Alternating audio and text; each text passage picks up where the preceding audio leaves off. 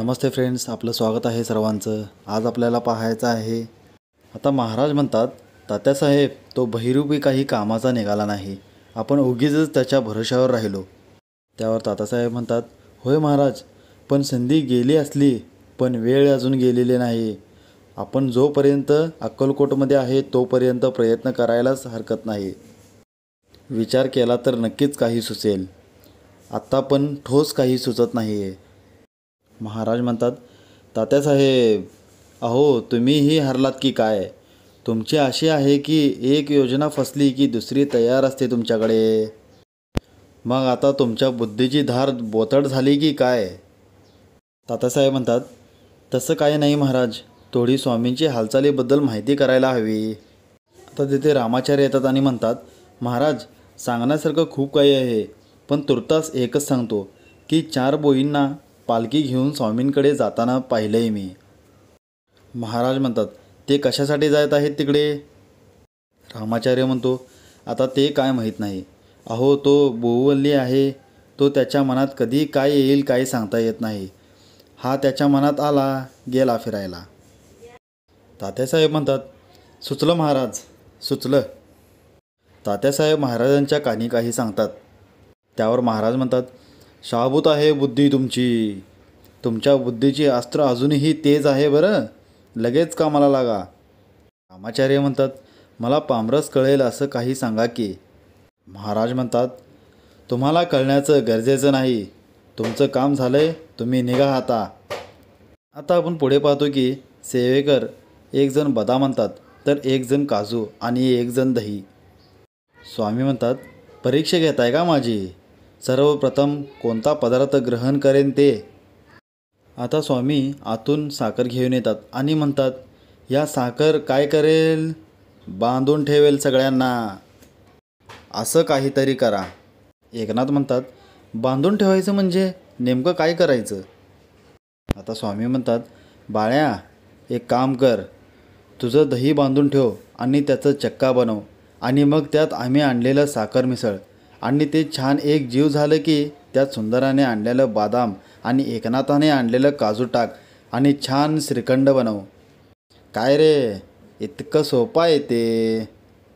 सुंदरा म्हणते, अगं बाई, हे ध्यानातच आलं नाही माझ्या।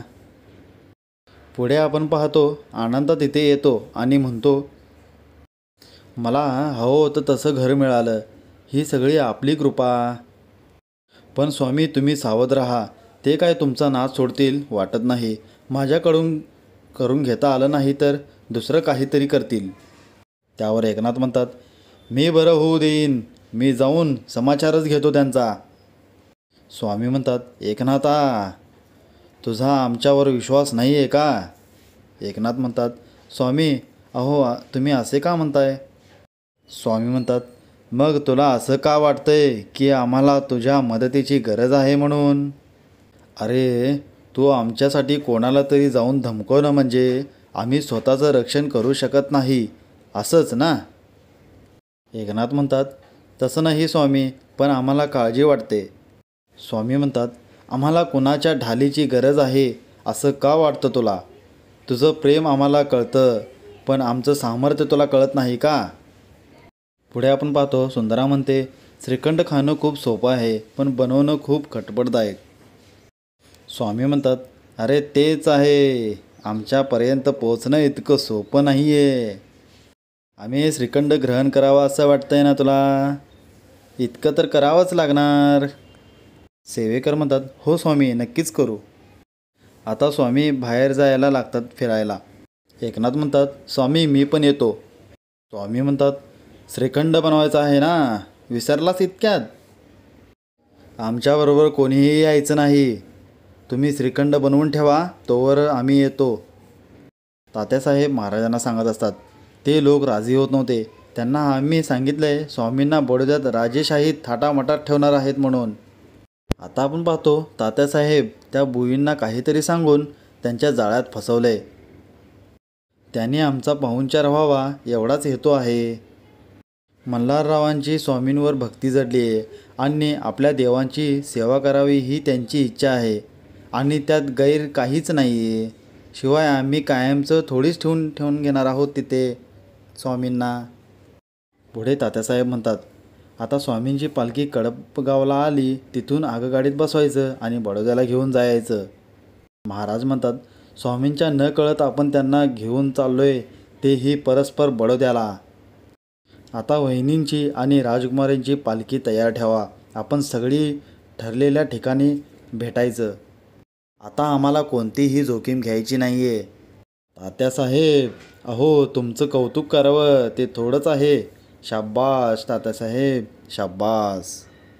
आपण पुढे पाहतो, स्वामी पालखीत बसलेले असतात. तेथील एकजण म्हणतो, स्वामींना कळणार तर नाही ना, गप्प का आहेत स्वामी? स्वामी म्हणतात, रुक जाओ.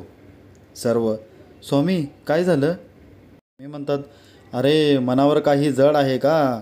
पावलं जड का पडतंय? सर्व म्हणतात, तसं काही नाही. स्वामी, अरे मग घाबरताय का इतके? चला पुढे.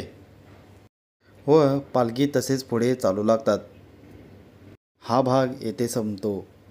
आता आपण पुढच्या भागात पाहणार आहे, कडपगावला जाण्यात यशस्वी होतात, महाराजांचा प्लॅन सक्सेस होतो की नाही ते पाहू.